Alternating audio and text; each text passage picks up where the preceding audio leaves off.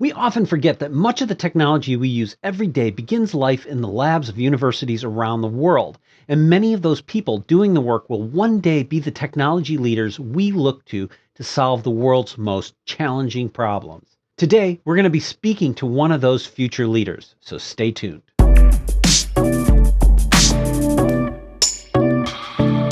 Hey everybody, welcome back to another Future Tech video podcast. The audio version of the podcast is available on Apple Podcasts, Spotify, and most of the others, or you can find it at futr.buzzsprout.com. Sandesh and I were recently talking with Kai Pederson, a young man Sandesh has known since he was a child. He told us about being a member of the Army National Guard, working on cybersecurity, his work in chip manufacturing, and his research on energy harvesting IoT devices. So much has been said about millennials. We thought it would be a great idea to bring a millennial on to hear about what work and life is really like for them and what we have to look forward to when they run the world.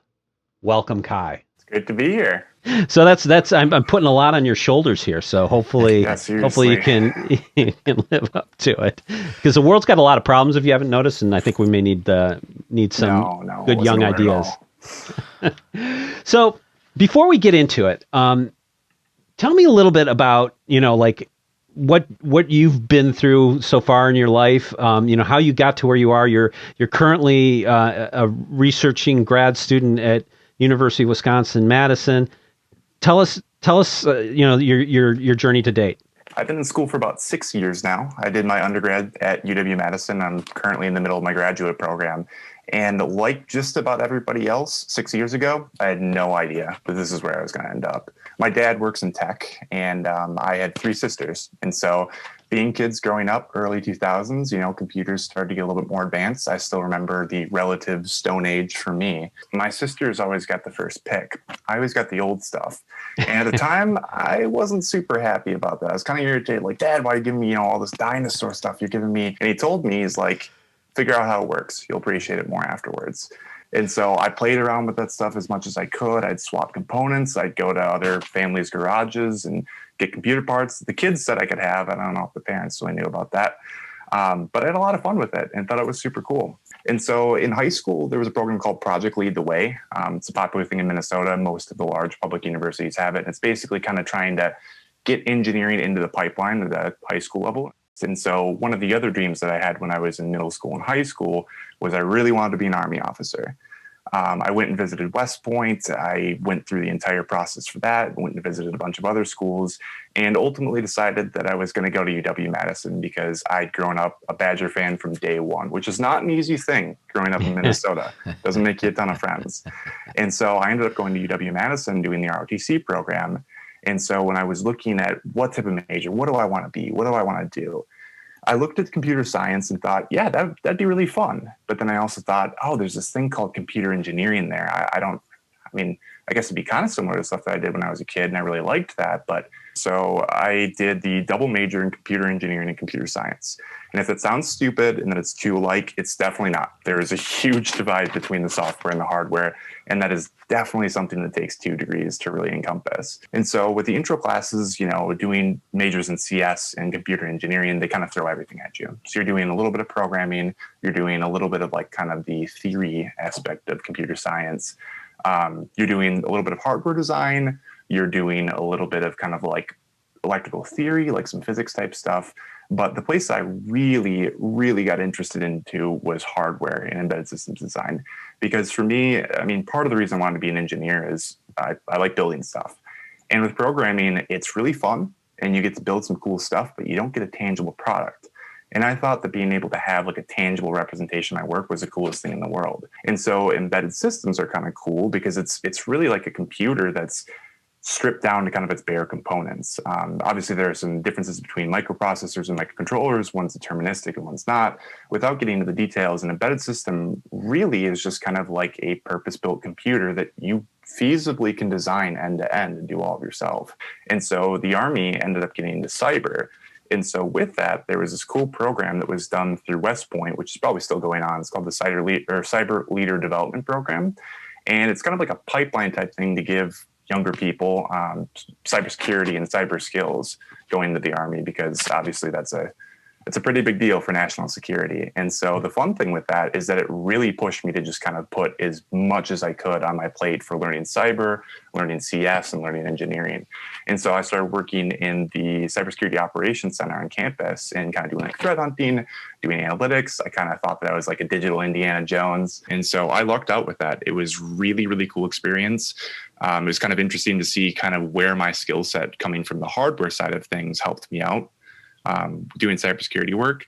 And so I enjoyed that immensely. And so that was kind of the two things that I ended up specializing in thus far in my life. I mean, I'm still pretty young, but have been hardware design and cybersecurity. I actually ended up studying abroad in Norway at NTNU, which is their tech university there, which is kind of cool because the stuff that I did there actually ended up lining up fairly well with what I'm doing right now for my research. I interned with Lockheed Martin on the West Coast. Then I ended up working for Micron doing verification. Verification was really cool. When you design an integrated circuit, you're using something called Verilog, or like a hardware description language. And essentially what it is when you're designing an integrated circuit, you think of these tiny little chips, but at the end of the day, it's really just a circuit, but you've got to somehow draw that. You've got to somehow create what that circuit is.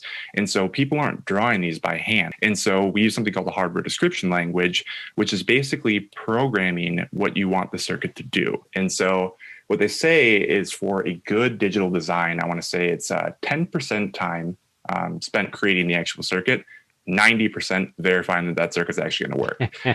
And so yeah, you only get one shot at it, right? Exactly. Yeah. I mean, it's so difficult to get this stuff fabbed that it's not like you can do it in your backyard or your garage or something like that. Like, well, and you can't send out an update.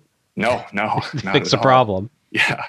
As much as some companies that have had security vulnerabilities would like to be able to do it. Yeah. You can't quite do that. And so at Micron, basically what I was doing was doing verification for their NAND testing unit. And so what I did for them was do verification for their actual testing units for it. It was kind of cool because that actually ended up getting used partially for the 3000 series of cards that NVIDIA just put out. But you're basically trying to intelligently throw every type of input that these cards could get to them. And that's a lot easier said than done. You can't just iterate through every possible combination because that would take years and years and years, and it's just not feasible. But you've also got to cover it well enough so that you don't have the same issues that a couple companies did with, I want to say it was Spectre, which was kind of a huge vulnerability in the grid circuit that allowed people to fetch instructions in the pipeline. Yeah, without going into the details, it was bad. It was really bad. And their kind of patch to fix that ended up really reducing the capability of these circuits. And so with software, you can just recompile, issue updates and stuff like that. But as you said, Chris, you don't get that luxury with hardware. It's one shot. Your generation really has had some interesting things happening to it, right? I mean, pandemic, set aside the pandemic, which is, really a huge generational, difference, for you guys. But, one of the things, when I'm listening to you describe your journey, one of the things that sort of strikes me is that so much of what you talk about didn't exist when I was going through school, right? I mean, these were not courses that Sandesh and I had offered. Maybe Sandesh had a little bit more in the computer science, but me, at 55 years of age and graduated high school in 1984, there wasn't, when I taught a class in basic programming because there was no teacher at our school who even understood how to program a computer, right? I mean, so it's a really interesting perspective when I look at what's expected of your generation now, and the level of technology, and the fact that so much of the workforce is going to be in technology, right? And technologies that don't even exist today, right?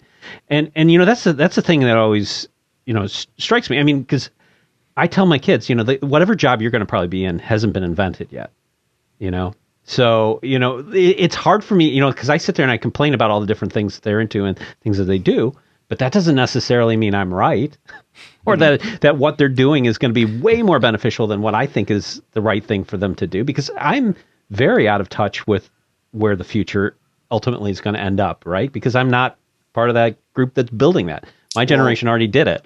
Everybody's out of touch with that, though, with how quickly, even being in the field right now and kind of keeping up with the papers that are coming out, it's impossible to see where it's going to go. I mean, things have been ramping up so quickly that... Yeah, and that's another interesting aspect. I mean, the amount of information is preposterous for you guys. And I don't even know how you can approach the things that you need to learn with as much as there is now. Well, and that's kind of the reason I ended up being a little bit happy going into hardware, because hardware is somewhat bound based on the physics that we are able to kind of harness at this point. So obviously, Moore's law and the density of transistors and that thing. And we haven't started doing like quantum digital design just yet in university, but it's ever so slightly more tangible for us. But for the computer science majors of the world and the people that are going and doing software engineering, that type of stuff changes so quickly. And just thinking about, I mean, like you just said, how much computer science has expanded since you started teaching like that basic programming course, because programming is now just a small part of computer science. I mean, algorithm design, there's so many different parts to it. And that's where when you do a 4-year degree in that program, you're learning things that are unfortunately outdated. So even though, we have more access to these different classes, there's still a pretty decent divide between industry and undergrad, somewhat necessarily so, because if you throw the current technologies at people, that might just be too much for people to get right away. And you definitely have to, crawl, walk, run with it. But even after my time in 4 years in computer engineering, I remember talking about some of the technologies that I learned about in my quantum physics class and thought they were just the coolest new things. And I go to Micron and I ask them about it. And I'm like, oh, do you know anything about this? And I'm like, oh yeah, we started doing that like 4 or 5 years ago. It's like, what the heck? That was something that was just kind of out in the distance in this class, and it's been done in industry for 4 or 5 years. Yeah. Yeah. Well, and I got to say, Sandesh and I see this all the time, is that, our job changes every 6 months. It's like you have to reinvent yourself constantly in tech because everything changes so fast. And what we're seeing right now is that there's this sort of exponential growth in the pace of technology, because technology feeds on other technologies. I mean, you look at iPhone enabled all this social media. I mean, having that computer in your pocket all the time just created all the social media, which is obviously a huge industry, right? Mm-hmm. And so they all kind of snowball together, but our ability to learn it and understand what the technology is kind of more of a linear process, right? And so when you talk about the things that you learn in school and how quickly some of those things are changing, it's got to be really tricky for you. Yeah, I mean, like you said before, too, just the agility that is required now from pivoting to, kind of customary, in person for just about everything, and then having to be able to go like immediately to remote work, remote school, everything like that. It's tricky, and it's something that's not going anywhere. I mean, once we get back to this, quote unquote new normal, when we're done with the pandemic, which, we're never fully going to be done with that. But once we start kind of getting back to normal, some of the stuff isn't going away. I mean, there's been so much dialogue and commentary on how this pandemic kind of forced the economy and forced technology to really rapidly evolve. And telework and teleschool is going to be a reality going forward. And that's where, in some ways, being a student and kind of having that, decent area to fail, provided you don't actually fail, is kind of nice. And being able to kind of practice with that, because, I mean, I can tell you, even being a little bit younger and kind of being used to this type of stuff, that first, 1, 2, 3 semesters after COVID, that was tough to adjust. It was really strange. You had to be able to, sit in your own room with all the distractions, be at home with everything else going on around you. And you really had to be able to focus. And then, aside from that, you've got to be able to make your clear, work and home divide, which is tough. I mean, for me, I've spent months and months in my apartment and with very, very little ability to go out and do things. And so when you get older, they really like that though. Yeah. I don't have to go anywhere. This is great. Yeah. Well, Sandesh, you were a computer science major, right? I mean, how does your experience in computer science, what does it sound like compared to what Kai's doing? I think the big difference is that my parents made me and I had no choice, and they pushed me into it. Because they're bullies and they told us what we're going to do in our lives. I don't think you had that, Kai. I think that was the big difference. What are you talking about? You don't think getting given broken computers and forced to fix those? I think I did get bullied into it. I think I was pushed from a very young age. Honestly, I think the difference, Chris, in this conversation is that I see someone who is genuinely excited and inquisitive and curious and compassionate and passionate, all of that about tech, and at such a young age. And I just find that so like awesome for me. You know what I mean? And we just don't see that all the time. One of the things that's interesting between like your experience in college doing computer science and Kai's is that promise of technology to some extent has been more realized for Kai. So like the value, Kai's grown up in a world of technology. I mean, Right. it's always been there. Like a lot of this stuff has always kind of been there. You grew up in a world where people are still using corded payphones. It's like Right. I Yeah. mean, We didn't have and cell so phones in college, right? There's no cell phones. yeah. So I mean, like all that those benefits of technology were not necessarily apparent when you were doing it. So Yeah. it is a little bit of a different perspective when you're going into it, and just sort of understanding the scope of all the things that could be built and done, and how how Man, transformative all that could be. That is such a great perspective on that, because you're right. Now that you're saying it, that is true. When I was going into it, is because I was just trying to align myself with the future, and I just thought, well, it seems like computers are going to be a big deal. This whole internet thing is big. I might as well, Plastics. right? And I should be no one's doctor, maybe an attorney, but I don't want to study that much either. But that. I think that's why I went that direction. But you're right. I think this is part of the result of what you and I have been talking about. Like, the world is becoming a technology world, right? Companies are becoming technology companies.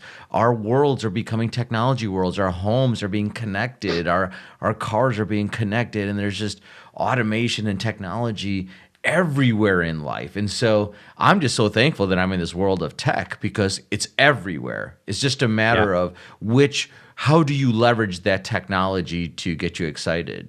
It's exciting to see someone young and enthusiastic about technology. It is everywhere. But, man, this is hard. And, I think you are only successful in technology if it's here. You have to want to learn it. You have to you have to be curious, like, it's okay to learn, definitions and take a test and blah, blah, blah. But it's another thing when your curiosity takes you down these places where it's like, well, what if I can do this? And that's what Kai is doing, and that's what's cool.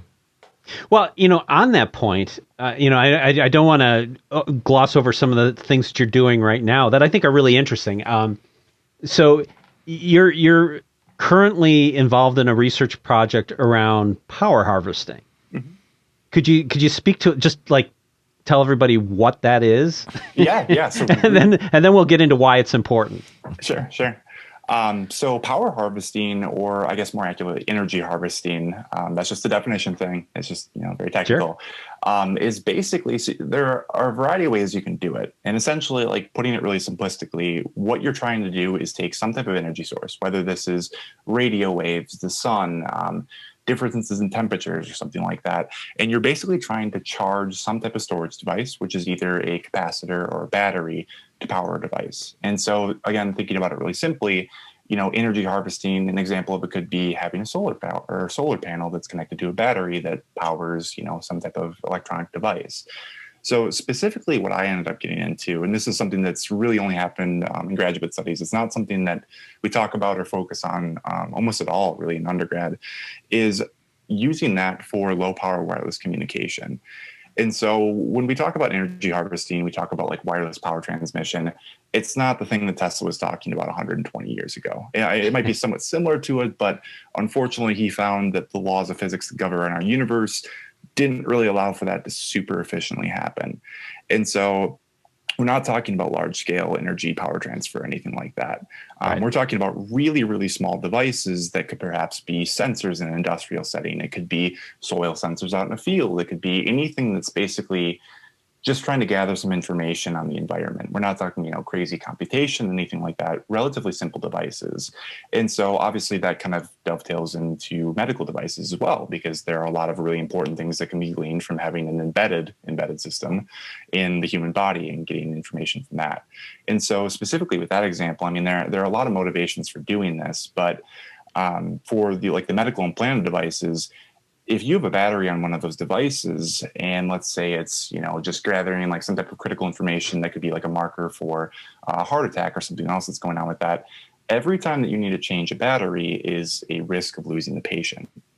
And so that would be like a great situation where if you could do wireless power transmission, that would be great.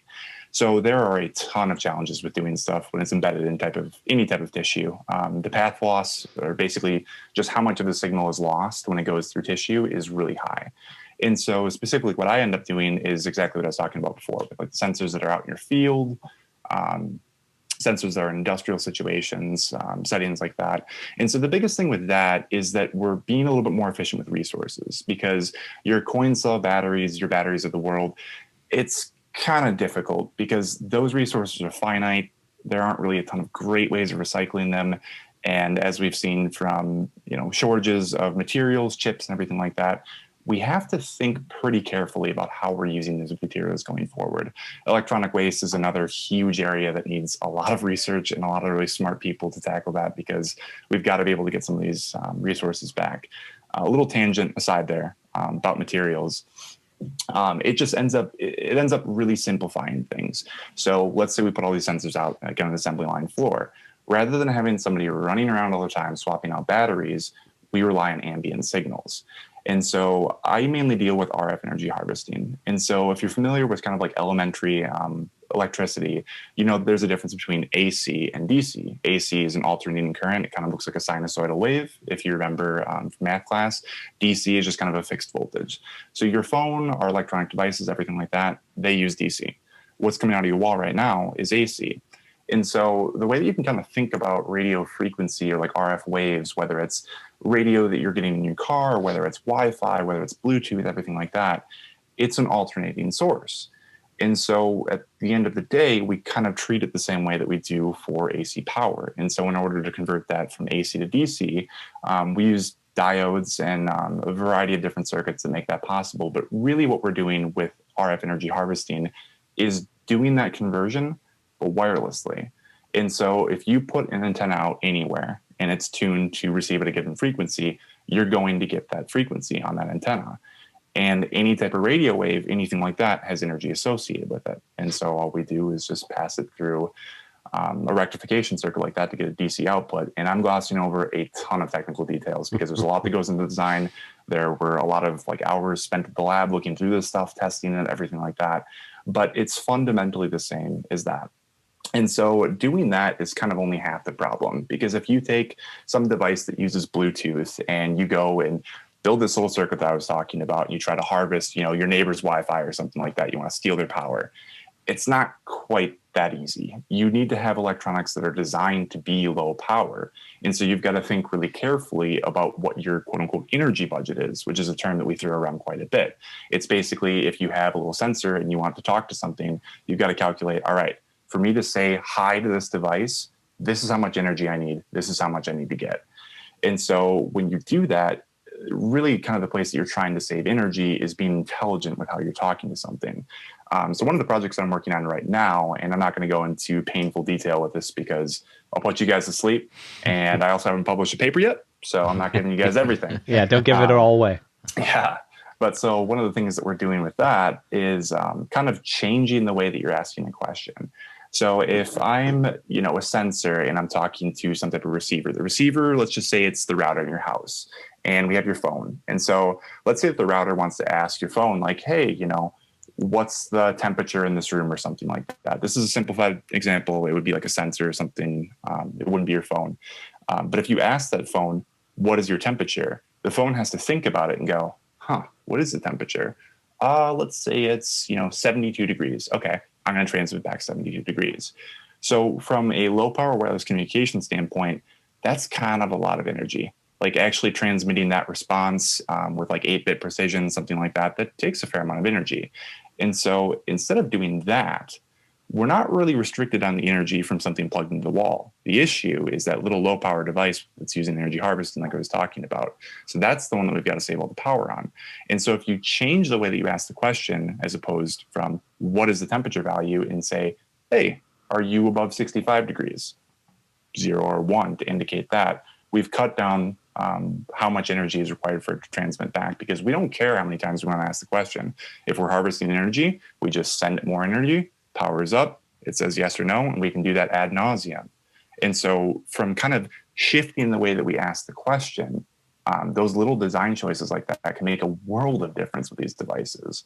And so with a lot of it, I mean, it's kind of like Occam's razor, the simplest solution ends up kind of being the best one. And that's really what I find with the research. It kind of all comes back down to that. But well, it's interesting when you talk about energy budgets, and it becomes a little bit more of a art, I think, in some regards than a science. I mean, yeah, it's definitely a science, but you have to make subtle trade-offs, right? Because by limiting the amount of data you have to communicate, that gives you more signal strength, probably power, right? I mean, so you can communicate farther, or you can set up a mesh network or whatever, but those are all kinds of trade-offs that you have to find a balance for. And I think that's a really interesting approach to it, because maybe there's a certain level of precision that you're giving up, but you're getting more value in another regard. Yeah, absolutely. And going back to what you were saying about trade-offs. So trade-offs, I mean, that's engineering in a nutshell, right? Like the thing that got iterated to us over and over in undergrad is good enough. Usually is, because engineers, we like to think if it's not broken, it doesn't have enough features. We want to just continually refine and tweak and add and add and add. But at the end of the day, it's all about those trade-offs. I mean, you've got to balance, especially with engineering when you work in industry, like there's a bottom line that you've got to pay attention to. But with engineering, it's all about making things that are on paper actually feasible. And a lot of trade-offs go into that. And that's really kind of the make or break thing with engineering. That's a big distinction between academia and industry. Won't dive into that. But yeah, in terms of IoT, I mean, like everything that I was just talking about, that really is exactly what IoT is going forward. It's more connected devices, smarter things. So these sensors that I'm talking about, that's kind of the eyes and ears for these computers that are going to be automating and controlling different things. And so coming up with intelligent infrastructure for that is absolutely critical going forward. And the IoT is something that is something where you guys talk about technology changing and everything like that. Well, I've seen IoT change. And so I've actually experienced that in my life. That has been a huge change over like the last 10 to 15 years. I mean, just the amount of things that are connected now, from smart cities to smart blenders and smart juicers and all of the just ridiculous things that we like to connect to the internet. I now have a Wi-Fi enabled garage door opener. Oh, wow. Yeah. My Wi-Fi signal doesn't reach out there, but I've got it. Yep. Home automation has been one of the more pragmatic applications, definitely better than the smart kitchen appliances, I'd say. Yes. So one of the interesting things that so many people are talking about these days, and in some really peculiar ways as well, but 5G. Once you get past the tinfoil hat crowd, one of the interesting things that 5G brings to us is low power, low bit rate communication technology, right? Tell me a little bit of, I mean, like one, I imagine 5G is, when it's massively expanding the amount of channels that you can have, communication channels, per tower, that's going to be a lot more radio signal to work with, I can imagine. Yep. So that's got to be nice for you. Yep. But the other piece of it is like being able to plug into those networks has got to be a really interesting piece for it too, right? Yeah, and that's really where the complexity is with it. And so one of the tricky things right now with 5G is that, yes, there is the provision for doing low bit rate, low energy types of communications, and it's going to change low power wide area networks quite a bit. Yeah. But I mean, the two tricky things, and you kind of touched on one of them, is one, getting access to the spectrum, and two, how the spectrum is going to change from it.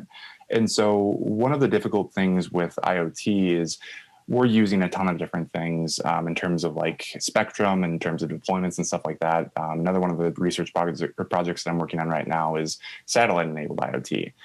But for any of the devices right now that are using legacy technologies like 2G and 3G, one of the things that's going to change quite a bit with 5G is that they're going to kind of reallocate spectrum to facilitate 5G communications. And so some of these older, that are a little bit more conventionally low power, low bit rate communication schemes may go away. And it's something that we're going to have to pivot to with 5G. But kind of the exciting developments with that is, So with getting access to that, for me, the stuff that I do with wireless communication, I'm using the ISM bands. So I don't have to go to the FCC. I don't have to, request a certain frequency, things like that. Could you just clarify what ISM band is? Yeah, so it's the International Scientific and Medical Band, I want to say. So basically, the FCC and the rest of the places around the world that kind of control spectrum, make sure you don't get pirate radio going on and all these other crazy things. Kind of allocates different frequencies and different bands that can be used for different things.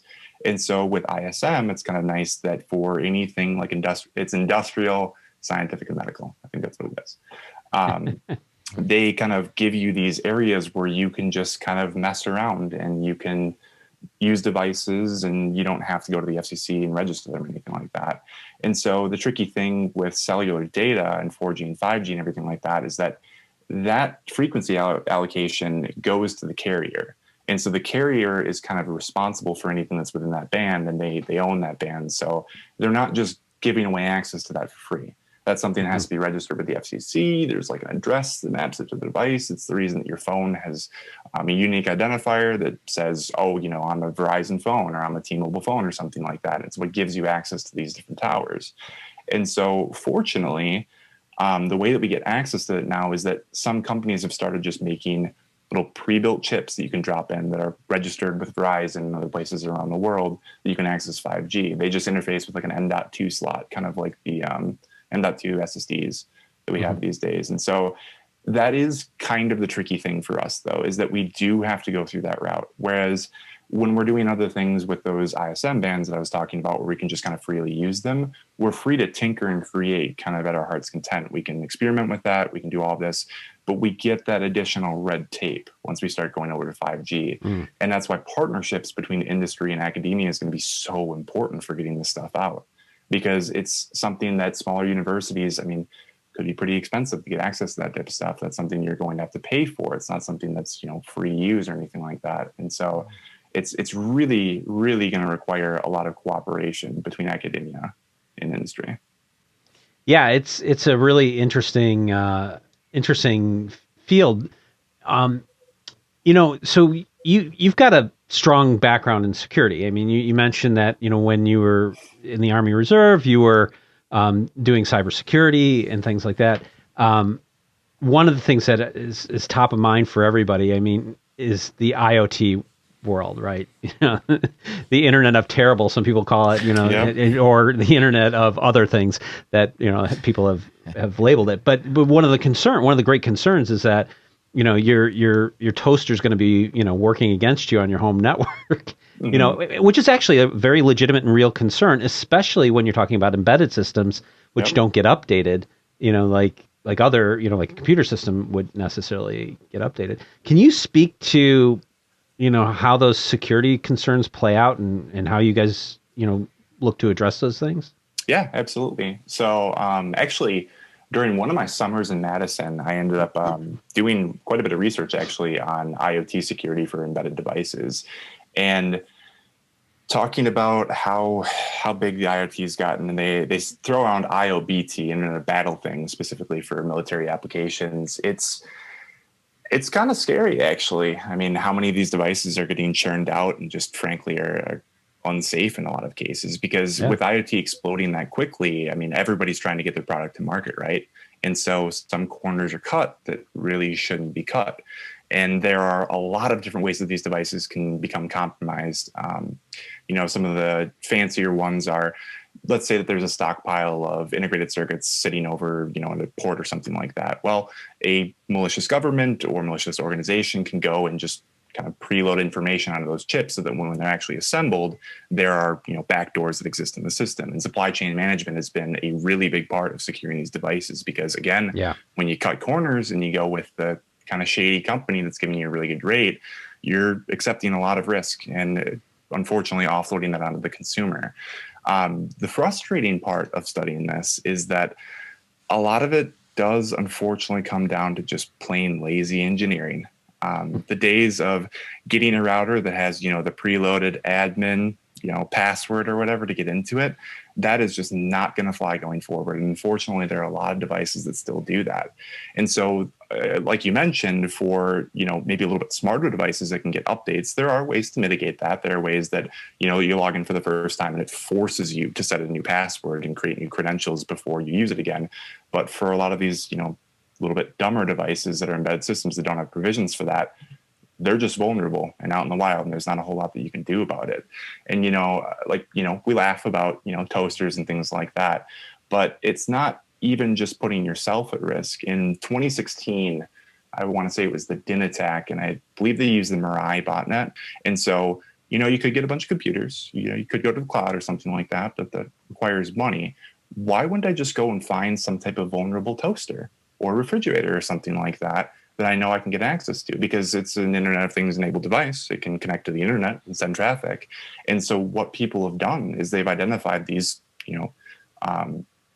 vulnerable devices, and they go and they, take control of all of them. And they create these things called botnets that are just awesome for launching DDoS attacks. Mm-hmm. And so in 2016, I want to say that Facebook, Google, and a couple other places got knocked offline for a little while and caused millions of dollars worth of damage. And a significant player that was used for that was the Mirai botnet. So the toasters and the kitchen appliances and things like that were able to take down Google and Facebook for a little bit. And so it's one of those things that going forward, I mean, security has to be a serious consideration for this, because again, we throw around the lighthearted examples of these devices, but some of these devices, if they end up getting compromised, can result in loss of human life. I mean, the more connected that we get, the smarter the cities get and things like that. These internet-enabled devices are just increasingly becoming more and more important, and we lean on them very, very heavily. If you look at what happened in Ukraine with shutting down the power grid, I mean, those were attacks that came through the internet, and they got very lucky that they had manual fail-safes that they could, bring the power back up, bring the water back up. But in a lot of cases, that's not the case. I mean, we're very vulnerable with some of this stuff, and industrial Internet of Things and all of these things being connected. I mean, if you're looking to cause mayhem in the world, hacking like the political process or something like that, trying to get into, voting machines, that's decent. But if you can go and shut down water, shut down electricity, and deny things that people, take for granted, that's really when you cause chaos. And so, I mean, for the bad guys out in the world, like, those are just juicy targets. And so putting security at the forefront of this stuff is, I mean, I'm not saying anything new. Everybody's been hearing this, the pipeline gets shut down, everything like that. It is so important. Well, it's sort of interesting though, because when you talk about like a system like you're building, where the energy budget is so low, I don't see any way to really effectively build security into a device like that, right? So security is going to necessarily have to happen sort of upstream of some of these devices. But, what does that even look like? I have you guys, any thoughts into how that all is going to work out? Sure. I mean, at the end of the day, the best thing that you can do with a lot of that stuff is going to your WAP and making sure that that's kind of your line of defense. And obviously having, things behind a firewall or like web application firewall, depending on what the application is kind of the utmost importance, because once they get in, it's really hard to get them out, because if you have a device on your network that's compromised, you just kind of pivot from machine to machine, like what we do with the stuff that I do in cyber. And so really at the end of the day, you're just kind of trying to fortify the outside walls. I mean, obviously the devices behind need to be secure as well, but it's really, if they can get in through your router, through your wireless access point, the game's kind of off at that point, because you do have to offload some of that stuff. At the end of the day, these simple devices like that, they can't do all these fancy, encrypted type traffic things, because they just don't have the computation power for it. Yeah. And so some of it does get offloaded to the routers. Yeah, that's going to be a little bit of a scary world, especially when you think about, some of the things that you're talking about. A lot of low. I mean, you could have millions of low powered devices, hitting a single router, and just the sheer numbers of things like that. If somebody was able, to compromise some of those things, I think I think that there's probably a technology that we're going to have to implement that hasn't been built yet. Yeah. Right? And I'm looking to you to build it. So if you could get on that. at the end of the day, the biggest thing that we face though in security, just by and large, is the person behind the computer. We can do as much as we possibly can to harden this type of stuff, but what is it that gets people into trouble? It's phishing emails. We are our own worst enemies with security. And that's something that I really hope my generation is better about. I think we probably growing up in this time understand things that are maybe a little bit suspicious on the internet, maybe things you shouldn't click on. I think that's an advantage that we probably have over you guys. Yeah. But yeah, I mean, at the end of the day, a lot of it is just kind of user awareness and knowing what's safe and what's not, because it's the easiest way to get in are those phishing emails and the social engineering.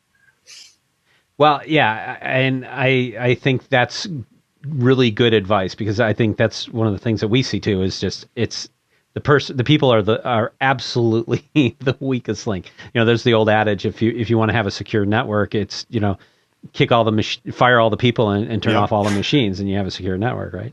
Exactly. So, I mean, with all this incredible background that you've got and all the things that you've done, from validating circuits to building, energy harvesting devices, to working on next generation low power satellite communication systems and things like that, what's next for you? Where are you going with all this? So for me, I mean, I'm sure your dad asks you this all the time. Where's all this going? No, for me, I mean, the whole reason I went to grad school were for those questions I just didn't think that I fully had an answer for in undergrad. And they were questions that I knew that I wasn't going to get taught in the class. They were things that I was going to have to figure out myself. And so for me, it's really going forward and kind of leveraging both sides of my background, right? Doing the security, doing the engineering, and try to kind of meet in the middle with that. And so for integrated circuits, aside from just being able to get them in our hands, because that's a little bit of an issue right now, it's going forward and kind of taking that experience from the security side of things, like knowing how the attacker thinks from, doing a little bit of attacking when it's in a controlled exercise, not going on hacking anything, no. But having that experience and knowing how I would want to get in, and then kind of working against myself for that. And so I think with integrated circuits and just kind of hardware in general going forward in the future, there's going to be a lot of opportunity for security. When quantum computing becomes a thing, like that's going to change a lot of this stuff. Like there are some good cryptographic methods to prevent against that, but that's going to change a ton of the field. A lot of the fundamentals will still be the same. But again, going back to that, it's really designing secure embedded systems, because we increasingly every single day lean more and more on these devices, and having some engineers that know a little bit about security and know how to do digital design is going to be essential. And so it's exciting for me. I mean, that is a field that hasn't really been affected by the pandemic and everything like that. And it just continues to grow and grow and grow. And so I'm really looking forward to do more hardware designs. I wouldn't mind going back to Micron or Intel or AMD or ARM or any of these companies, but definitely more hardware in my future with a little bit of security on top. The question that I would have for you is, as Chris and I are in technology longer than you are, maybe longer than you were born, there's like this whole, old adage where it's like, get off my lawn. These kids are so lazy. These young kids, they don't want to work hard. They don't want to blah, blah, blah. Like, well, that's what my parents used to say to me. And now I feel like I'm saying that to my kids. And so, my question is really around, what does your generation think about technology?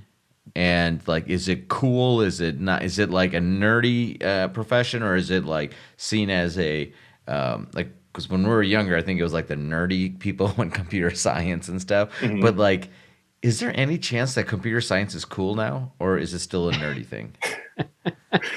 When you started off there, I was hoping you were going to give me a chance for, a little bit of a rebuttal against all of the negative sentiment that we get from you guys, Gen Z and millennials, and you guys calling us lazy, despite the fact that you guys are terrible at technology, and without us, you guys wouldn't know anything about what we do. We're also probably going to be the ones making your pacemakers. Just keep that in mind. But, yeah, I mean, like, so I'm going to say that Kai's world seems pretty busy too. I know. No. Well, see, that's the thing, man. Like, he seems, you don't have to push a guy like Kai. He just kind of goes, but let's, when in my younger years, I needed some pushing, and the pushing was because I was broke and I had nothing. And so I wanted something, but maybe we're the lazy generation though, man. Maybe we're the ones. But You but don't say. you know I do think that we're the generation that's always been talking about when we retire, you know. Yeah. And it just seems like And I'm I going to don't fall know. over dead at my keyboard. But I mean, things change, Hey, man. The me world too. is changing. Generations change. The way people just think, and you know, that's just history has told us that. So I'm just curious how young people think. You know, how do they think and feel about technology and just like Yeah. the future of tech? You know. Yeah. So it's kind of funny because, you know, you talk about it being a nerdy thing, and like some of my professors that are from that generation, I can definitely see that with them. But for us and how ubiquitous it's been growing up, and you guys talked about that quite a bit, that like I really grew up kind of surrounded by this technology. It's become a normal thing. The most admitted major at UW-Madison right now is computer science. UW-Madison's on a small school. Yeah.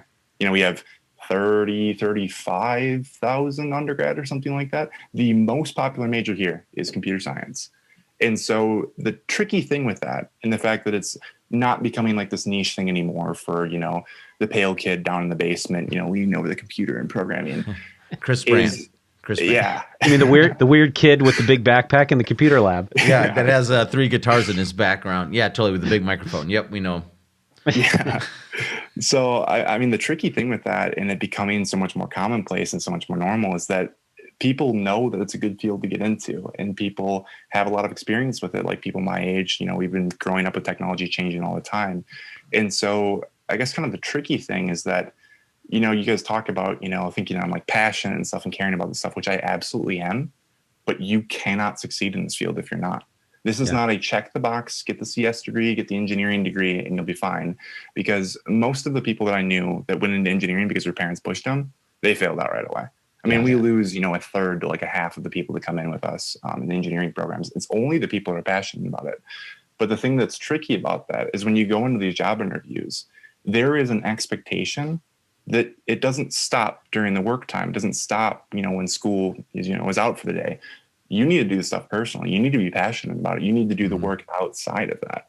And so it's, you know, the classic issue where it's like, you know, for the introductory position, you need to have all of this experience, but you can only get that experience with the introductory position.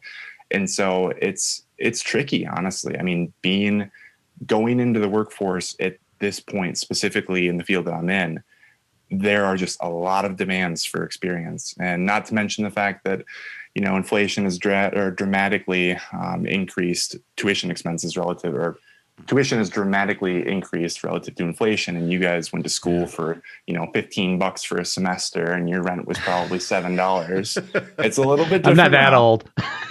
My school is still pretty darn expensive. It took me a long time to pay it off. Well, but what you're saying is absolutely spot on. I mean, in our field, there is an expectation that you're doing a lot of learning outside of business hours, and that's just the only way to survive. Yep, and I'm not shorting you guys. I know you guys have to learn all the time too. Just anybody in tech really has to. And if you're not passionate about learning and you're not willing to kind of go out of your way to try something new, you just can't succeed in the field. It's impossible. It changes too quickly. It's totally true. You know, Kai, meeting you in your early years and now seeing you so grown up, and it's like, I'm just so super proud. You know, just as an outsider, like you're just, it's just wonderful to see, you know, how much you've grown and the excitement that you have. But ultimately, man, that's what we as parents, we want for our children is we just want you to care about what you do. You know, it's because we probably needed the money really bad, and so we worked really, really hard and maybe took jobs that we really didn't want, but we did it because we needed it. Yeah. But to see someone like you, I hope it's contagious to the rest of the people around you, because it's just, man, if you love something, go after it and just do it the best you can, and just, you know, it's going to be a part of your life for a long time. You know, I wanted to retire when I was going to be 50. And I met my financial advisor, and let me tell you, that's like a rude awakening when you're like, you know, when I was 30, I thought I was going to retire at 50. Look, I'm going to work until I'm 65, 70, you know, like that's just what it is. So you might as well do something that just gives you that ultimate passion and that journey. It's going to be ups and downs. You're going to make a shit ton of mistakes. Make them in your 20s. Just go out there and learn and, you know, figure it all out. The world would be a better place by you doing all that, man. And we're excited. Chris and I are excited because your career is just beginning, man. We want to stay with you for a long time, brother. You know? Yeah, I'm gonna do the best I can. Yeah, well, you know what? Thanks so much for coming on and just telling us your story, because I think this is a great dialogue, and we need more of this stuff, because like Sandesh said, all the grumpy old people are always complaining about millennials, but you guys got a lot going on. You got a lot of cool stuff going on, and you personally have a lot of cool stuff going on. So thanks so much for coming on and sharing your story with us. Really appreciate it. Yeah, thank you so much for having me. I mean, dialogue's important. Where do you think we learned all this stuff, right? It's you guys. That's right. Well, I don't know. We might have led you astray a bit too, but but we appreciate it. Speaking for all of Gen X, we appreciate that. Thanks for watching. Love to hear from you in the comments. And if you like what you saw, click on that like button, hit that subscribe button, because that helps the channel a ton. And if you want to get notified, click on that bell icon. You'll get those notifications. And I will see you in the next video.